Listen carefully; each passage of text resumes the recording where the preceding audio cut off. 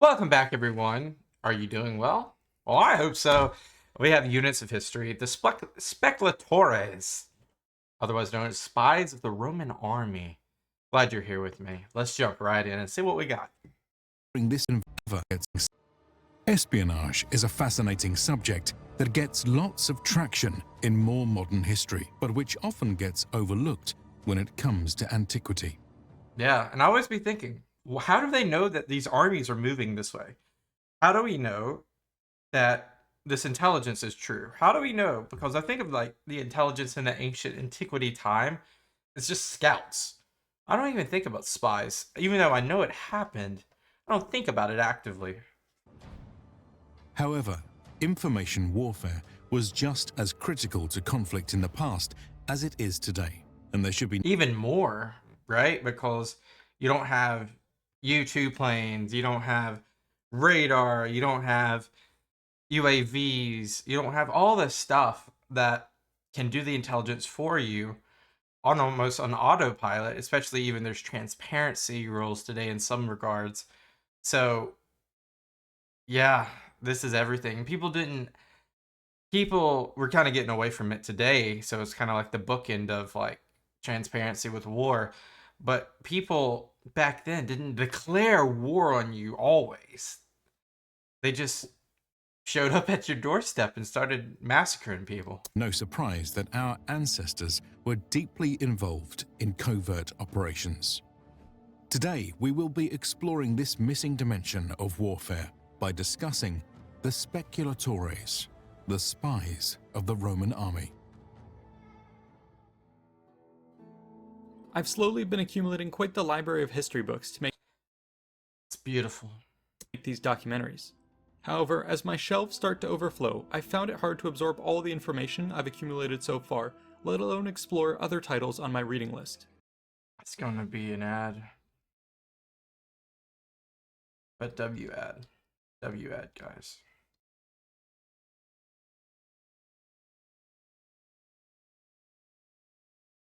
Enjoy.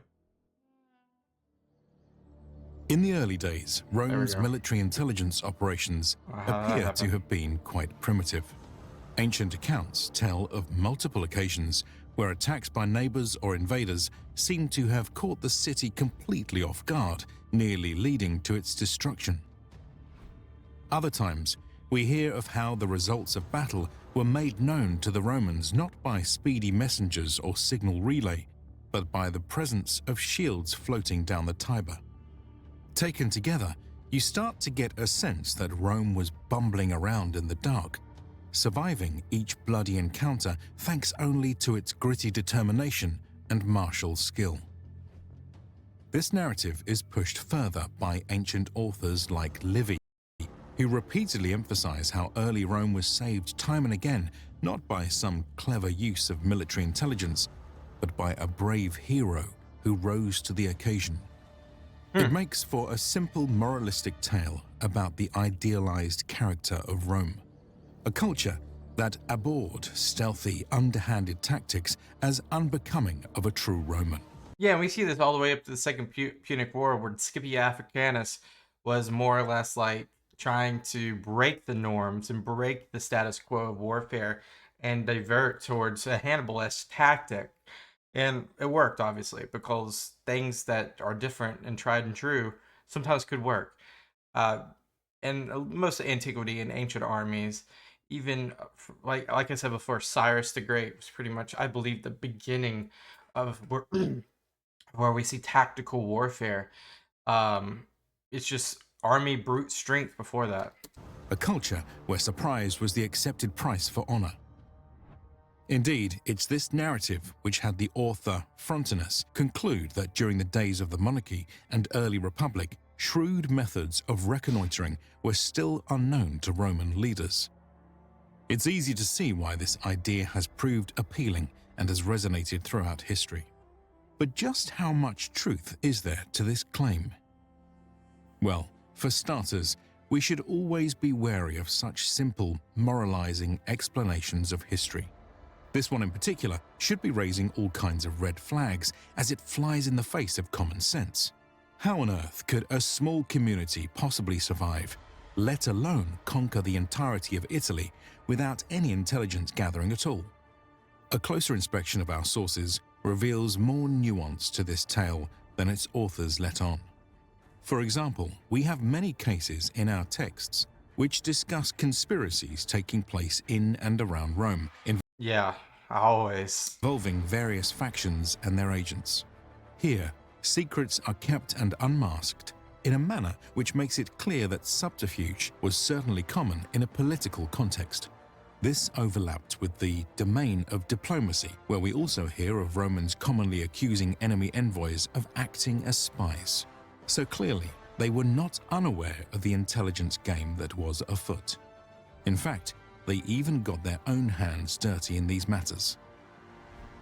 One of the most famous incidents has to do with the Etruscan siege of Rome in 508 BC, I don't even know about this.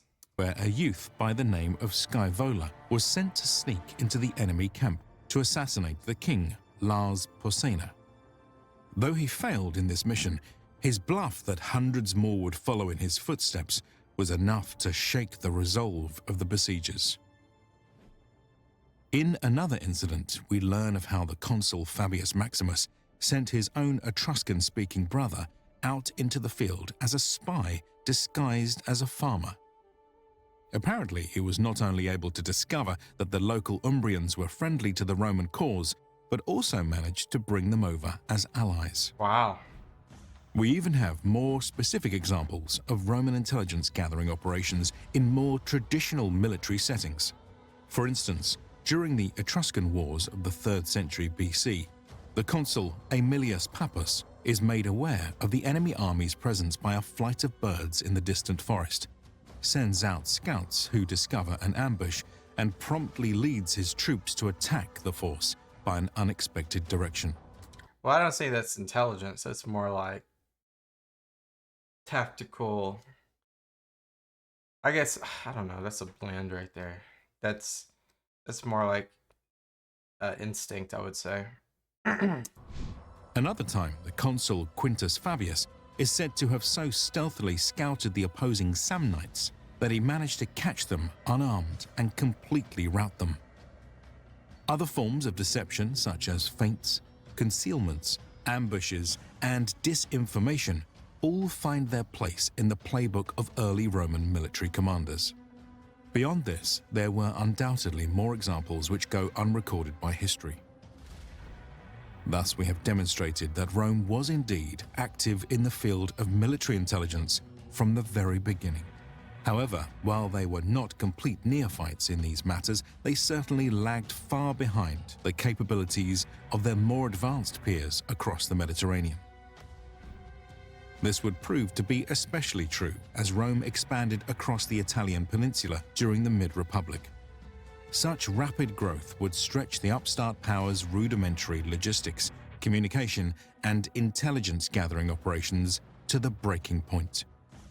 One of the greatest stress tests would come during the Punic Wars against mighty Carthage. The North African power was well versed in the art of military intelligence as a result of running a vast maritime empire with a robust bureaucracy, a network of far-traveling merchants, and a practice of routinely deploying military forces overseas. This was all brought together with devastating effect by the military genius Hannibal Barca. In the Second Punic War. At almost every turn, he outwitted the Romans, infiltrating their armies with informants, setting up a spy ring in the capital, forging official documents, and carrying out all manner of other ploys to gain the upper hand. Yeah, I really haven't. I mean, I don't remember talking about any of this really. I know he was able to kind of like guide a lot of the allies of Italia to Carthage's side, but not too sure how much we talked about spies and forging documents. That's interesting though. These allowed him to deliver an unprecedented string of defeats against Rome that brought the city to its knees. I think a lot of their defeats right after he crossed the Alps into, of course, Cannae, was just tactical warfare more than anything. However, the Italian power would somehow endure. Manpower. In the aftermath, they slowly learned to adapt to the tricks of their foe, and even began to adopt them as their own. Scipio. The brilliant commander Publius Cornelius Scipio would be the greatest embodiment of this new approach to warfare, who finally proved able to stand toe-to-toe with Hannibal, both on and off the battlefield. Some examples. If you can't beat them, join them. That's not just a random, saying. It's tried and true. Include the storming of Nova Carthago by way of a Crazy. stealthy assault at low tide, and the burning of enemy war camps following their infiltration by centurions disguised as slaves. As a result of the baptism by fire that was the Punic Wars, Roman armies emerged on the other side as some of the most effective military forces of the ancient world. They had learned much from the experience, and in particular gained a new appreciation for the value of intelligence gathering. It is from this point on that we see the true expansion of covert operations within the Roman army in the form of specialized units known as the Speculatores. They would join two other units of the Roman intelligence system, which we discussed in a previous episode. We did not. So this is our first episode.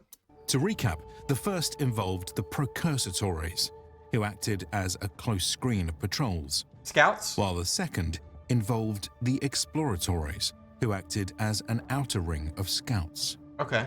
While both were invaluable in serving as the eyes and the ears of the army, they were ultimately limited in both the range and depth of their intelligence gathering. The Speculatores filled this gap by acting as a third layer that operated far beyond these former two units, as actual spies. These agents appeared to have been selected for service on the basis of their loyalty and discretion. They were likely recruited on an ad hoc basis, with little in the way of standardization. So the original CIA. After all, spies had been a feature of Roman warfare for quite a while, and groups of speculatores came in all sorts of shapes and sizes. It's only later on, during the imperial era, that we start to hear of the formalization of this institution. Supposedly, there were 10 undercover agents attached to each legion, with the individual spies reporting up through the regular chain of command. In terms of what they did, our sources are replete with examples. This ranges from carrying messages, engaging in diplomacy, taking on sensitive missions, scouting, sabotaging, and spying. However, there is some academic debate about this subject, as the word speculatores ends up being used interchangeably in various contexts. This muddies the waters a bit and has led to confusion, for instance, about whether the people who acted as couriers and spies were one and the same, or whether these were two distinct groups. However, to get caught up in these semantics is likely a losing battle, given the irregular nature of Rome's intelligence operation, which surely varied widely from time to time and place to place. For the purposes of this video, we will focus mostly on the role of speculatores as spies. Okay. So, what exactly did this entail? Well, as with most spies across the ages, it was their objective to collect information about the enemy in a covert manner. The target in question could vary. For instance, a spy might be sent by a commander to learn about an individual, an army, a fortification, a city, or a region. The duration of their operation could also vary from a short-term stint to a long-term embedment. Whatever the case, they would attempt to perform the infiltration discreetly. Yeah, you don't really have a lot of time for family, I guess, in that sense. I mean, military already, you don't have a lot of time, but it's probably a dangerous job too. If you're caught, you're kind of screwed, right? This almost always meant shedding any Roman military gear and donning some disguise. Their appearance would be like that of a chameleon. As the situation demanded, a speculatores might take on the dress of a local, a merchant, a diplomat, a refugee, a deserter, or even an enemy soldier. Thus disguised, they would then begin their intelligence gathering operation. One approach might be to indirectly learn about an enemy force by targeting the civilian side of things.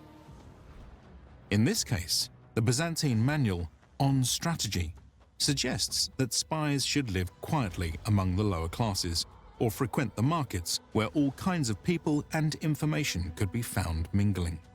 It's here that an agent might learn about circulating rumors, the sentiments of the population, or the presence of nearby forces. And I always bring up Assassin's Creed because it's such a beautiful like gateway into history and historical aspects. So like I remember in some of the early Assassin's Creed, you could easily just sit on a bench and eavesdrop on conversation and rumors, specifically in public settings like a market or a square or so forth. So it's yeah, it's almost the embodiment of being an assassin without use of deadly force. The historian Armianus Marcellinus records some amazing details about these activities on the Persian frontier in the late 4th century AD. Apparently, rumors first began swirling of an upcoming invasion, which was then reinforced by confirmatory reports. The situation quickly escalated when it was discovered that a senior Roman functionary had defected and was now supplying King Sir Paul II with information on Rome's defenses and military disposition. An espionage mission was then sent deep into Mesopotamia to probe a nearby satrap for details, take account of material stockpiling, and observe possible invasion routes. In another incident, a series of border raids was thought to be the precursor for a larger war, prompting Rome to once again send spies to assess the situation. They found that the Persian king was heavily committed on another frontier, and that the raids had been of a local nature only. In response, the Romans sought to devise ways to keep King Sapor bogged down on other borders, so as to gain better leverage for their upcoming peace negotiations with the Eastern power.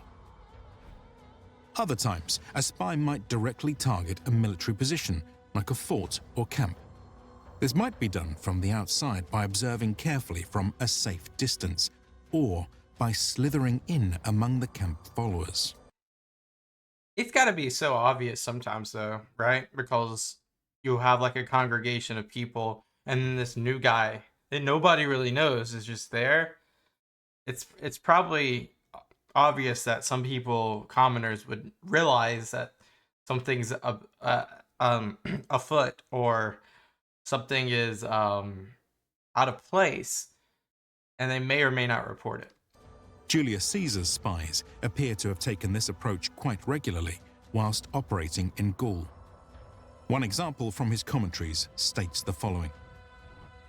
This being then determined, they decamped in the second watch with great uproar and commotion, in no definite order, under no I didn't even notice the guy in the tree. command, each seeking for himself the first place on the road and hurrying to reach home, so that they made their departure seem similar to a flight. Caesar learnt this at once through his Speculatores, fearing an ambush because he had not yet perceived the cause of their departure. He kept the army and cavalry in camp. At break of day, when the information had been confirmed by the Exploratores, he sent forward his entire cavalry to delay the rear guard. A more capable or bold spy might even penetrate within the enemy ranks. Once inside, the Speculatores That's got to be risky because, like I said, you're brand new.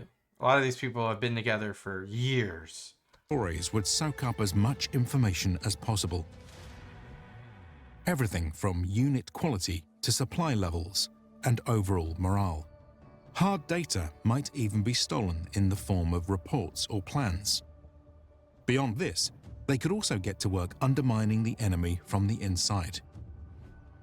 This might entail disseminating propaganda to lower morale, spreading misinformation to cause chaos, and even conducting sabotage.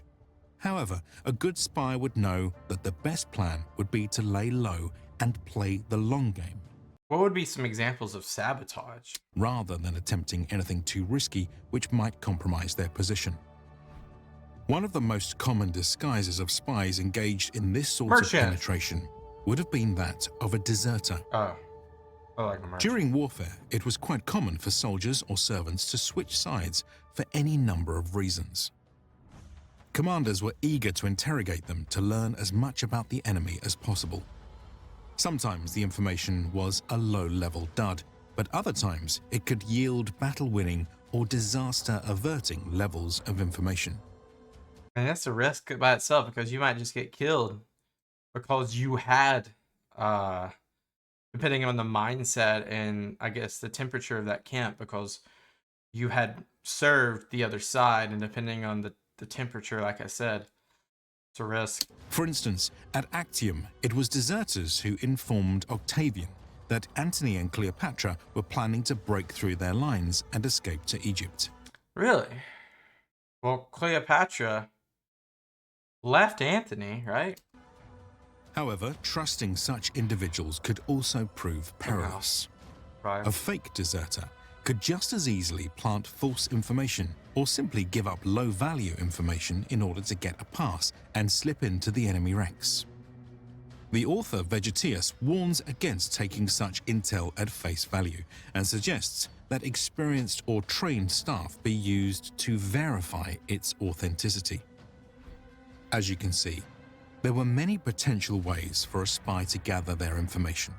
But how would that information then be relayed back to their masters? Yeah, you're going to be watched. You're going to have to slip out. The most simple method would have been for them to relay it themselves. However, doing so would obviously have been less than ideal, as it meant leaving their post and potentially getting exposed. A better method would have been to rely on intermediaries to carry back their reports. A spy might meet up with contacts and make use of secret signaling to identify themselves discreetly. This could have been other spies who acted as couriers, or units of Roman exploratores who operated in advance of the army.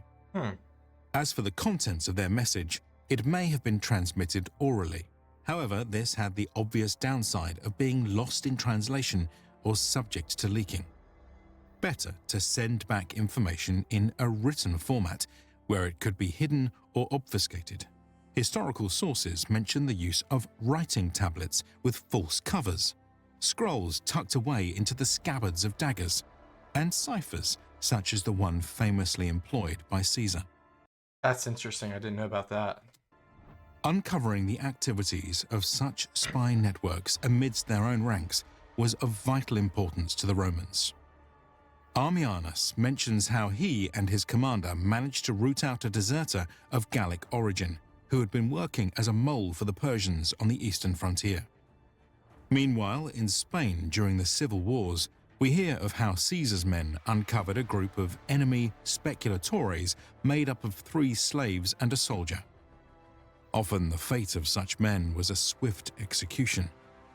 However, death was not always the best remedy for treachery. A Roman commander could instead spare their life in exchange for information. For example, in the run-up to the Battle of Thapsus in 46 BC, the enemy had sent a pair of Gaetulians among a number of real deserters to Caesar's camp to find out about his plans for countering their war elephants. However, when these men were discovered, Caesar showed clemency, granting them refugee status in exchange for divulging the intentions of their previous masters. Other times, such captured spies might even be induced to defect by a combination of carrot and stick methods, thus becoming double agents who could be sent back to the enemy to undermine their operations. Yeah, you just don't know. Thus, we have seen the intricate game of cat and mouse that was afoot in the field of ancient information warfare. It's a subject that all too often gets overlooked, but which we have been excited to share with you today. Wow. It's crazy to know all the black ops that were going on in the antiquity times, but it makes sense, like whether it be double agents or spies, or these are speculatores, so people that are gathering information either from afar or within. I think the craziest methodology is like when they're within, whether it be a city or a camp, and trying to infiltrate the ranks, whether it be how they say sabotage or misinformation. And then the crazy scary part about them relaying that information either in person or through written word, like it's just there's so much that could go wrong. It almost feels like there's higher of a chance that they will get found out versus they won't get found out. But love the video. Interesting times of antiquity when it comes to intelligence of military or civilian. But thank you guys so much for watching. As always, make sure you hit that like button. Consider subscribing. Peace out. I'll see you guys next time. Bye bye.